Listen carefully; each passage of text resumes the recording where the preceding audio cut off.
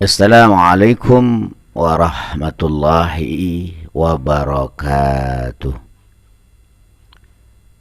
Bismillah walhamdulillah ala kulli halin wa ni'mah. Asyhadu an la ilaha illallah wa asyhadu anna Muhammad Rasulullah. Allahumma salli ala Sayyidina Muhammad wa ala ali Sayyidina Muhammad, amma ba'd. Saudara-saudara sebangsa dan setanah air dimanapun Anda berada, dari Sabang sampai Merauke, pada kesempatan ini saya sedikit akan menyampaikan unek-unek saya atau apa yang terpendam di dalam pikiran dan hati saya sebagai wujud rasa keprihatinan saya kepada keadaan bangsa kita saat ini, yaitu Indonesia tercinta. Saudara-saudara sekalian, ada dua ulama besar di Indonesia ini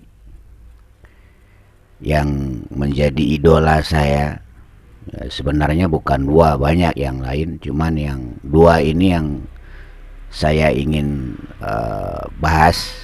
Ya. Pertama adalah Habib Lutfi, kedua Habib Rizik. Ya. Sebagaimana kita tahu, Habib Lutfi ini adalah penasehat kepala negara, ya. Sementara Habib Rizik ini adalah imam besar Front Pembela Islam, pengkritik kebijakan pemerintah. Jadi kalau kita ambil kesimpulan, kedua-duanya ini adalah menginginkan Indonesia ini baik. Baik beliau Habib Lutfi sebagai penasehat presiden, tentu beliau memberikan nasihat-nasihat yang membawa kepada kebaikan. Begitu pula Habib Rizik memberikan kritikan-kritikan dan masukan-masukan kepada negara. Tentu beliau juga menginginkan kebaikan. Saudara-saudara sekalian, kenapa saya tertarik membahas dua idola saya ini, Habib Lutfi dan Habib Rizik, ya? Karena kalau kita lihat secara kasat mata, secara zahiriyah, dua tokoh Islam ini sepertinya secara zahir itu berhadap-hadapan. Di satu di pihak pemerintah, satu di pihak oposisi. Tetapi kalau kita bisa melihat lebih jernih, lebih terang lagi, sebenarnya dua ulama besar ini, dua Habib ini, ya, sedang mempertontonkan ceritanya Nabi Musa dan Nabi Khidir. Ya, kita tahu Nabi Musa itu adalah orang yang sangat keras di dalam menegakkan syariat. Sementara Nabi Khidir itu orang yang sangat alim di dalam masalah hakikat. Ya. Jadi saya mengilustrasikan, menggambarkan posisi dua ulama besar ini, ya, ini kedua-duanya idola saya, yaitu Habib Lutfi dan Habib Rizik. Ya, kalau Habib Lutfi ini, beliau ini, ya, ulama yang ahli billah. Artinya apa? Beliau melihat akhir dari segala sesuatu itu kan tergantung Allah, gitu. Ya. Mau manusia itu jungkir balik, mau manusia itu begini begitu, mau manusia itu mengadakan berbagai macam trik, ya, toh pada akhirnya yang akan terjadi maunya Allah. Tapi kalau Habib Rizik ini orang yang kuat menegakkan syariat. Nah, coba kita lihat sedikit ceritanya Nabi Musa dan Nabi Khidir, ya. Suatu hari Nabi Musa ini memberikan ceramah gitu, atau pengajian kepada kaumnya dengan ceramah tausiah yang bagus, yang luar biasa, yang menakjubkan begitu, sehingga ada orang bertanya kepada Nabi Musa alaihissalam, wahai Nabi Musa, ya, siapa orang yang paling pintar saat ini di kolom bumi ini, kolom langit ini? Ya, Nabi Musa mengatakan, ya saya yang paling pintar. Dan pengakuan Nabi Musa ini wajar, ya. Karena apa? Karena beliau Nabi dan Rasul gitu. Ya. Jelas beliau yang lebih tahu tentang hukum-hukum Allah. Tetapi kemudian Nabi Musa ditegur oleh Allah Subhanahu wa Ta'ala. Musa, bukan kau yang paling pintar, masih ada hambaku yang lebih pintar dari kamu, yang lebih alim dari kamu. Nah, seorang nabi, seorang rasul, seorang yang cinta ilmu, ya, Nabi Musa berkeinginan untuk belajar kepada hamba Allah yang lebih pintar ini. Akhirnya Allah Subhanahu wa Ta'ala, ya, memberi kesempatan kepada Nabi Musa ini untuk bertemu dengan Nabi Khidir. Singkat cerita, bertemulah Nabi Musa dengan Nabi Khidir, ya. Akhirnya Nabi Musa dan Nabi Khidir ini berjalan, ya, berjalan, kemudian mereka sampai di tepi sungai, ya, atau di tepi danau. Mereka mau menyabrang ke seberang. Akhirnya mereka diberi tumpangan, ya, diberi tumpangan ke seberang, naik kapal, naik perahu. Nah, di tengah-tengah perjalanan Nabi Khidir alaihissalam ini melakukan sesuatu yang di luar nalar daripada Nabi Musa alaihissalam. Apa itu? Perahu tadi dilubangi sama Nabi Khidir, ya. Sehingga Nabi Musa protes, wahai Tuhan Khidir, kenapa kok Anda lubangi? Kita kan sudah diberi tumpangan ke seberang. Harusnya kita kan berterima kasih kepada yang punya perahu. Kenapa Tuhan rusak perahunya? Apa kata Nabi Khidir? Ya, Tuhan Musa, Anda sudah berjanji, ya, tidak akan mengomentari apa yang aku lakukan. Ini kali pertama Anda berkomentar. Anda protes, ya. Emang Nabi Musa ini banyak protesnya, ya. Nggak cocok dengan pandangan zahir, ya, dia protes karena memang beliau ini ahli syariat, ya. Oh, baiklah Tuan Khidir, maafkan saya, ya. Saya tidak akan bertanya lagi. Saya akan lihat saja apa yang Anda lakukan. Kemudian mereka sampai di seberang. Sampai di seberang, di sebuah perkampungan, ya, ada anak-anak sedang bermain, anak kecil. Kemudian salah satu anak kecil itu dipanggil oleh Nabi Khidir lalu dibunuh, ya. Nabi Musa melihat kejadian itu, dia nggak tahan lagi, dia protes lagi, ya kan. Tuan Khidir, kenapa Anda bunuh anak kecil ini? Ya kan. Dia kan belum balik, dia belum berdosa, dia masih suci. Kemudian Nabi Khidir mengingatkan Nabi Musa lagi, Tuan Musa, Anda sudah 2 kali bertanya, ya kan. Akhirnya Nabi Musa menyadari ketidaksabarannya, ya. Akhirnya dia berkata, berilah aku izin untuk tetap ikut dengan Tuhan. Kalau saya bertanya sekali lagi, bolehlah itu Tuhan jadikan alasan untuk kita berpisah. Kemudian mereka melanjutkan perjalanan, sampailah mereka di sebuah negeri, ya, sebuah negeri di mana masyarakat di situ itu bakhil, nggak menghormati tamu, ya, minta air saja nggak boleh, apalagi minta makan, ya. Sehingga Nabi Musa dan Nabi Khidir ini kehausan karena nggak ada yang beri air.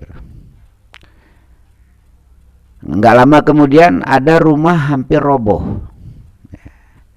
Kemudian tanpa dikomando, Nabi Khidir langsung memperbaiki rumah itu, rumah yang hampir roboh itu.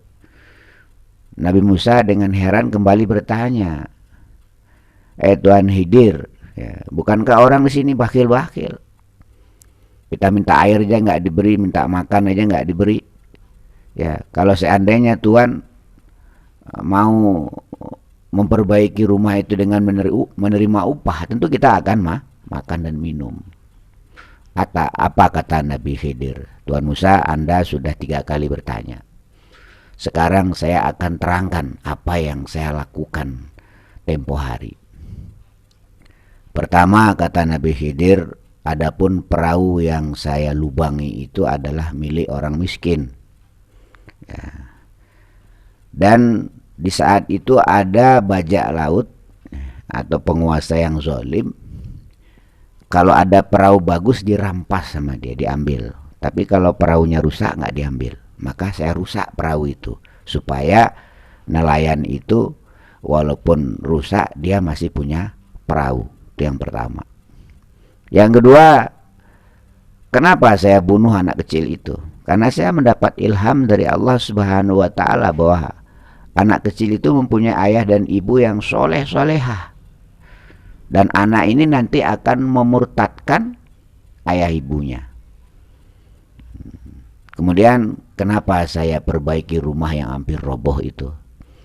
Padahal orang di situ pada bakhil, nggak mau memberi bantuan. Karena rumah roboh itu adalah milik anak yatim. Dan di dalam rumah itu ada harta peninggalan orang tuanya, kelak bisa dimanfaatkan oleh anak yatim itu kalau dia sudah besar. Ma'asyiral muslimin yang berbahagia, saudara-saudara sebangsa dan setanah air. Jadi saya melihat 2 ulama besar kita, 2 idola kita ini, ya, Habib Rizik dan Habib Lutfi ini, ya, saya gambarkan seperti ceritanya Nabi Musa dan Nabi Khidir. Ya, jadi kita tidak boleh menghujat ulama kita, ya, tidak boleh menghina ulama kita tidak boleh suudzon kepada ulama kita harus melihatnya dengan jernih, melihatnya dengan terang, karena ulama itu berbuat tentu sesuai dengan ilmu yang ada padanya, artinya nggak ngawur, ya. Jadi Nabi Musa alaihissalam keras memperjuangkan syariat, ya. Tujuannya supaya apa? Supaya manusia ini selamat dunia akhirat. Sementara Nabi Khidir, ya, dia paham dengan hakikat segala sesuatu, sehingga di saat melihat sesuatu yang aneh, ya, dia tidak melihat sesuatu yang aneh itu, tapi dia melihat siapa yang menciptakan, menakdirkan sesuatu yang aneh itu, ya. Jadi saudara-saudara sekalian, ya, kita bangsa Indonesia, kalau kita lihat media sosial sekarang ini dalam keadaan banyak permasalahan, banyak pertikaian, banyak konflik, banyak pro dan kontra. Dan menurut saya, ya, yang fakir ini, yang doif ini, itu biasa saja, biasa dalam sebuah bernegara. Terjadi perbedaan pendapat, terjadi pro dan kontra, masing-masing punya alasan sendiri-sendiri untuk berada di posisi masing-masing. Ya, yang menasehati pemerintah, yang bersama pemerintah lalu dia beri nasihat kepada pemerintah, punya alasan sendiri. Ya, yang berseberangan dengan pemerintah atau oposisi lalu mengkritik pemerintah, ya kan, juga punya alasan sendiri, ya. Jadi mari, walaupun kita saling mengkritik, ya, walaupun kita saling memberikan alasan masing-masing, ya, yang terpenting saudara-saudara sekalian sebangsa dan setanah air, kita jaga persatuan dan kesatuan negara Republik Indonesia ini, ya. Jangan sampai konflik-konflik yang ada ini membuat kita berpecah belah. Sila ketiga dari Pancasila itu persatuan Indonesia. Bagaimanapun hebatnya konflik ini, bagaimanapun hebatnya drama dunia ini, jangan sampai memecah belah kita sebagai bangsa Indonesia. Itu harapan saya, ya, dan mungkin harapan banyak orang. Ya, karena apa? Karena yang terjadi ini memang udah maunya Allah gitu. Allah sudah jelaskan di dalam Al-Quran, "Qul la yusibana illa ma kataballahu lana, ya, wa maulana wa 'alallahi," apa? Katakanlah hai Muhammad, ya, tidak akan terjadi apapun pada kami kecuali apa-apa yang telah Allah tulis sebelumnya untuk kami. Jadi apa yang terjadi hari ini itu memang udah ada tulisannya. Memang harus begitu ceritanya Indonesia hari ini. Ya, cuman kita sebagai rakyat Indonesia, ya, kita harus menjaga persatuan dan kesatuan. Jangan terlalu menurutkan ego masing-masing. Jangan terlalu memperturutkan keinginan masing-masing, ya. Kita harus bisa mentafakuri, menyadari bahwa persatuan dan kesatuan sebuah bangsa itu sangat diperlukan. Ma'asyiral muslimin yang berbahagia. Jadi sekali lagi saya himbau pada saudara-saudara sebangsa dan setanah air, khususnya umat Islam, jangan menghujat para ulama, jangan mencaci maki para ulama, karena ulama itu berbuat sesuai dengan ilmu yang ada padanya. Kita tidak perlu bersuuzon. Kita harus yakin bahwa pada akhirnya tetap yang terjadi apa yang Allah mau. Kalau Allah memang mau, terjadi. Kalau Allah tidak mau, tidak akan terjadi. Innallaha ala kulli syai'in qadir. Jadi kalau Anda ingin melakukan sesuatu, ya, lakukanlah dengan niat yang ikhlas, ya, lakukanlah dengan niat yang tulus, ya, lakukanlah dengan niat yang lurus. Supaya apa? Supaya endingnya mendapat rahmat dari Allah Subhanahu wa ta'ala. Saya kira itu saja yang ingin saya sampaikan. Jadi saya berdoa kepada Allah Subhanahu wa ta'ala, dan kita semua berdoa kepada Allah Subhanahu wa ta'ala, ya. Mari bagi yang melihat video ini, yang menonton video ini, mari kita tengadahkan tangan kita. Kita mohon kepada Allah Subhanahu wa ta'ala, apapun masalahnya, apapun ceritanya, kita tetap minta kepada Allah. Negara kita Republik Indonesia ini tetap menjadi negara yang satu dalam kesatuan, negara Republik Indonesia, bukan menjadi negara yang berpecah belah. Sebab kalau kita berkonflik sampai berpecah belah, maka banyak, ya, pihak-pihak asing yang akan menangguk di air yang keruh, yang akan mengambil manfaat dari perseteruan kita di dalam sebuah bangsa. A'udzubillahi minasyaitonirrajim. Bismillahirrahmanirrahim. Alhamdulillah rabbil alamin. Allahumma salli ala sayyidina Muhammad wa ala ali sayyidina Muhammad. Allahumma anqulna wal muslimin minasyaqati ila sa'adah, wa minan nari ilal jannah, wa minal azabi ilal rahmah, wa minaz zunubi ilal maghfirah, wa minal isati ilal ihsan, wa minal khawfi ilal aman, wa minal faqri ilal ghina, wa minal zulli ilal azzi, wa minal ihanati ilal karamah, wa minal diki ilal sa'ah, minal syari ilal khair, wa minal usri ilal yusri, wa minal idbari ilal iqbal, wa minal syuqmi ilal syihah, wa minal syuhti ilal ridha, wa minal ghaflati ilal ibadah, wa minal fatsrati ilal ijtihad, minal khidlani ilal taufiq, minal bid'ati ilal sunnah, wa minal jawri ilal ad. Allahumma a'inna ala dinina bid dunya wa ala dunya bit taqwa wa ala taqwa bil amal wa ala amal bit taufiq wa ala jami' zalika bil fikal muhdi ila ridhakal muhyi ila jannatikal masud zalika bin najri ila wajhikal karim.